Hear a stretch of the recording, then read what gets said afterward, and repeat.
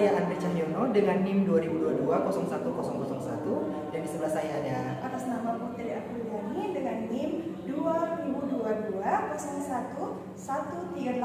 sebelah saya ada.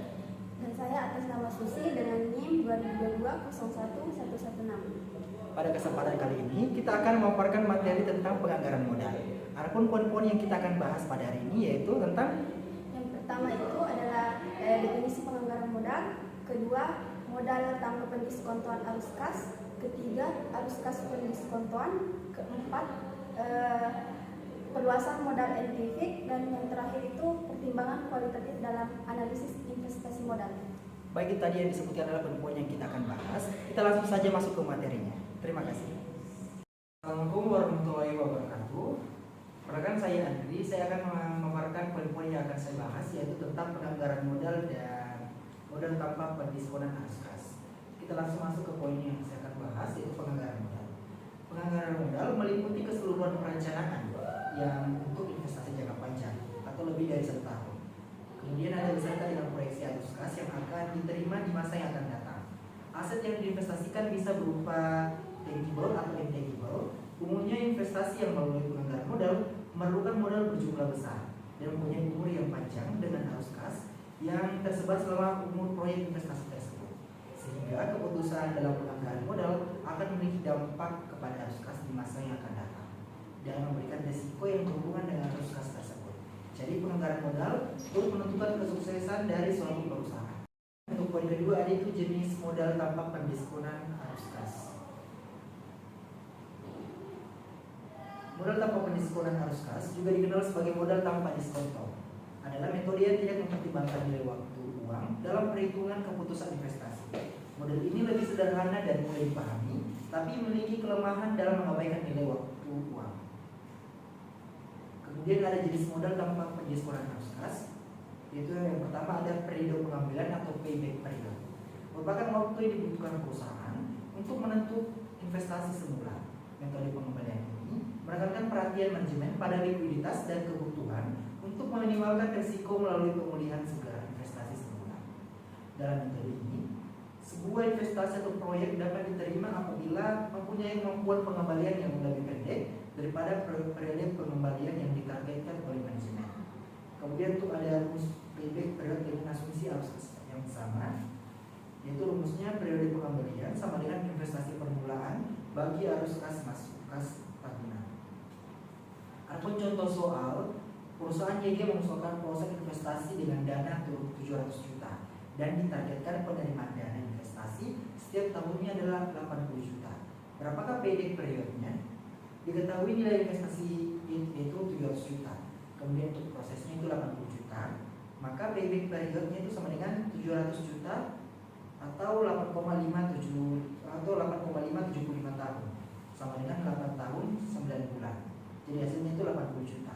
Jadi nilai proyek sebesar 700 juta dapat dikembalikan investasi dalam waktu 8 sampai 9 bulan.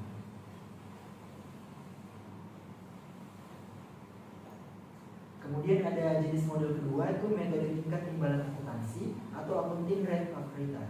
Suatu metode analisis yang mengukur besarnya tingkat keuntungan dari suatu investasi. Metode analisis yang dalam bahasa Indonesia disebut dengan tingkat pengembalian akuntansi. Ini pada dasarnya adalah mengukur pendapatan atau laba tahunan yang diharapkan dari hasil suatu investasi. Dengan kata lain, HRR ini menghitung berapa banyak uang yang akan dikembalikan ke investor dari suatu investasi. Adapun rumusnya itu atau disebut dengan HRR, rumus accounting rate of return.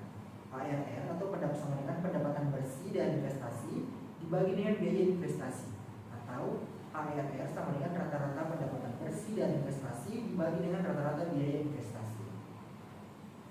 Adapun contoh soalnya, perusahaan PT Agigas mendapatkan sebuah proyek yang memerlukan initial investment atau biaya investasi sebesar 500 juta. Proyek ini dapat menghasilkan cash inflow atau arus kas masuk sebesar 100 juta per tahun dengan usia ekonomi 10 tahun tanpa nilai residu. Berapakah accounting rate of return atau HRR proyek tersebut? Diketahui biaya investasi itu 500 juta, kemudian untuk usia ekonomisnya itu ada 10 tahun. Lalu ada cash inflow-nya per tahun itu 100 juta dan ada depresiasi per tahun 50 juta atau hasilnya 50 juta 500 juta bagi 10 tahun. Jadi bisa mendapatkan depresiasi per tahunnya 50 juta. Kemudian untuk penyelesaian ARR sama dengan pendapatan investasi dibagi biaya investasi ARR sama dengan 100 juta. Lalu ada 50 juta dibagi 500 juta ARR sama dengan 50 juta dibagi 500 juta sama dengan 0,1 atau 10%. Jadi tingkat pengembalian akuntansi atau accounting dan return ARR pada proyek tersebut adalah 10%. Kemudian ada kelebihan dan kekurangan modal tanpa pendiskonan arus kas. Kelebihannya itu metode pengambilan mudah dihitung dan dipahami. Kemudian ada metode ini dapat digunakan bersama dengan metode arus kas diskontoan. Periode pengambilan dapat berfungsi sebagai indikator likuiditas yang tersedia bagi perusahaan. Lalu dan terakhir, periode pengambilan mendatangkan hasil cepat, suatu pertimbangan penting bagi beberapa perusahaan. Lalu kekurangannya itu metode ini mengabaikan lamanya investasi dan nilai waktu uang. Dan terakhir, tidak mempertimbangkan nilai masa depan dari arus kas. Mungkin itu saja yang saya paparkan pada poin-poin yang saya sebutkan. Sekian dan terima kasih. Langsung saja ada pun poin yang akan saya bahas, yaitu arus kas perdiskontoan. Arus kas perdiskontoan adalah metode penilaian yang digunakan untuk menentukan nilai sekarang dari suatu investasi berdasarkan arus kas masa depan yang diharapkan, yang didiskontokan dengan tingkat perdiskonto yang sesuai.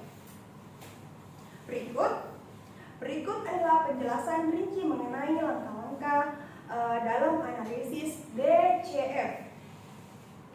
Langkah-langkah analisis arus kas perdiskontoan pertama itu proyeksi arus kas masa depan.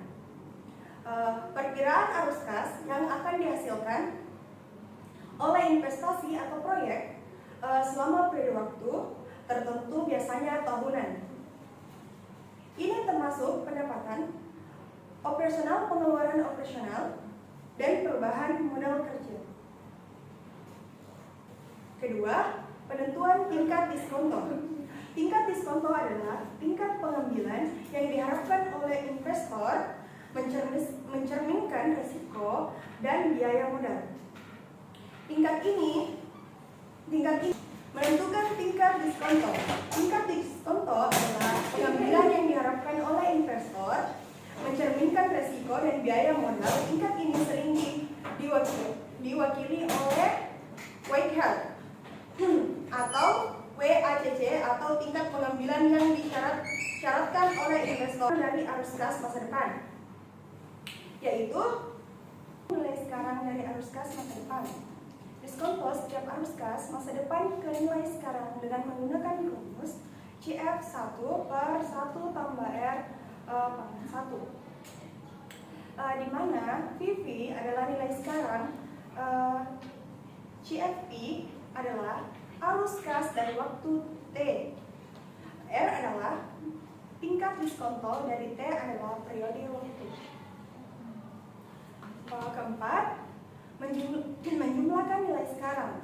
Total nilai sekarang dari arus kas masa depan dijumlahkan untuk mendapatkan nilai sekarang bersih atau NPV dari investasi atau proyek tersebut.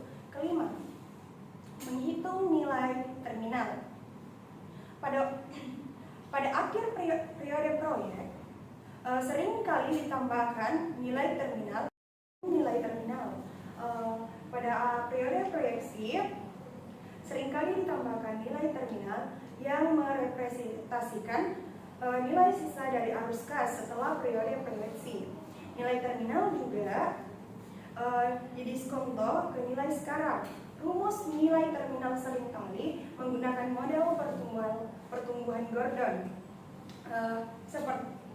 Seperti contohnya TV sama dengan CFN tambah 1 per R kurang G. Di masa TV adalah nilai terminal. CFN tambah 1 adalah arus kas pada periode berikutnya setelah proyeksi. R adalah tingkat diskonto dan G adalah tingkat pertumbuhan arus kas. Keenam, menjumlahkan Ulangi. 6. Menjumlahkan NPV dan nilai terminal. Jumlah NPV dari arus kas proyeksi dan nilai terminal untuk mendapatkan total nilai sekarang dari investasi dan proyek. Baik, itu saja. Sekian dari saya. Assalamualaikum warahmatullahi wabarakatuh. Assalamualaikum warahmatullahi wabarakatuh. Baik, di sini saya akan membahas tentang poin perluasan modal NPV dan pertimbangan kualitatif dalam analisis investasi modal. Baik, penjelasan tentang perluasan modal NPV yaitu proses meningkatkan jumlah modal yang tersedia untuk perusahaan dengan menggunakan instrumen keuangan yang kompleks atau inovatif yang melibatkan penggunaan entitas khusus atau struktur perusahaan yang terpisah. Proses ini sering dilakukan untuk mengoptimalkan struktur modal, mengurangi risiko, atau memperoleh akses ke pasar keuangan yang lebih luas. Proses perluasan modal NPV ada 6. Yang pertama yaitu identifikasi kebutuhan modal, yaitu menentukan kebutuhan modal perusahaan untuk ekspansi, pengembangan proyek baru, atau restrukturisasi utang. Kedua, pembentukan entitas khusus, yaitu mendirikan entitas khusus atau SPV yang akan digunakan untuk mengumpulkan modal. SPV adalah perusahaan yang dibentuk khusus untuk tujuan tertentu, seringkali untuk mengisolasi risiko. Ketiga, strukturisasi keuangan, yaitu merancang struktur keuangan yang akan digunakan oleh SPV, termasuk jenis instrumen keuangan yang akan diterbitkan seperti obligasi, saham preferred, atau derivatif. Keempat, penerbitan instrumen keuangan. SPV menerbitkan instrumen keuangan kepada investor untuk mengumpulkan modal. Dana yang diperoleh kemudian disalurkan ke perusahaan induk atau digunakan untuk tujuan khusus yang ditentukan. Kelima, penggunaan dana, yaitu perusahaan induk penggunaan dana yang diperoleh dari SPV untuk memenuhi kebutuhan modal yang diidentifikasi. Terakhir, itu 6, pembayaran kembali investor, yaitu SPV bertanggung jawab untuk membayar kembali investor dengan menggunakan arus kas yang dihasilkan dari proyek atau aset yang didanai. Pertimbangan kualitatif dalam analisis investasi modal. Pertimbangan kualitatif dalam analisis investasi modal adalah proses yang dilakukan untuk mengevaluasi dan mempertimbangkan faktor-faktor yang dapat dihitung secara kualitatif dalam pengambilan keputusan investasi. Berikut adalah beberapa pertimbangan kualitatif utama yang harus diperhatikan. Yang pertama, kualitas manajemen, yaitu pengalaman dan rekam jejak. Manajemen yang berpengalaman dan memiliki rekaman jejak yang baik dan meningkatkan kepercayaan investor. Kepemimpinan yang kompeten juga cenderung membuat keputusan yang lebih baik. Komitmen dan visi. Manajemen yang memiliki visi jangka panjang dan komitmen terhadap pertumbuhan berkelanjutan sering lebih sukses dalam menjalankan proyek. Kedua, posisi pasar dan kompetisi, yaitu diferensiasi produk atau layanan yang unik dan berbeda dari pesaing, memberikan keunggulan kompetitif. Pangsa pasar, menilai kekuatan perusahaan dalam pasar termasuk pangsa pasar dan posisinya relatif terhadap pesaing. Ketiga, reputasi dan brand. Kekuatan brand yang lebih kuat dapat meningkatkan kualitas pelanggan dan memperluas pangsa pasar. Reputasi perusahaan, yaitu reputasi yang baik dalam industri, dapat meningkatkan kepercayaan diri pelanggan, pemasok, dan investor. Keempat, budaya dan etika perusahaan, yaitu budaya perusahaan yang positif dapat meningkatkan produktivitas dan kepuasan karyawan yang pada gilirannya meningkatkan kinerja perusahaan. Etika bisnis, mematuhi standar etika yang tinggi mengurangi risiko konotasi negatif. Kelima, regulasi dan kepatuhan. Kepatuhan terhadap regulasi memastikan bahwa perusahaan mematuhi semua peraturan dan regulasi yang berlaku untuk menghindari denda dan masalah hukum. Dampak regulasi mengantisipasi perubahan regulasi yang mungkin mempengaruhi operasi perusahaan di masa depan. Keenam, tren industri dan teknologi.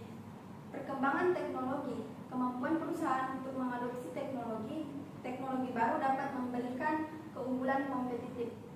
Tren industri, mengikuti tren dalam industri yang dapat mempengaruhi permintaan produk atau jasa perusahaan.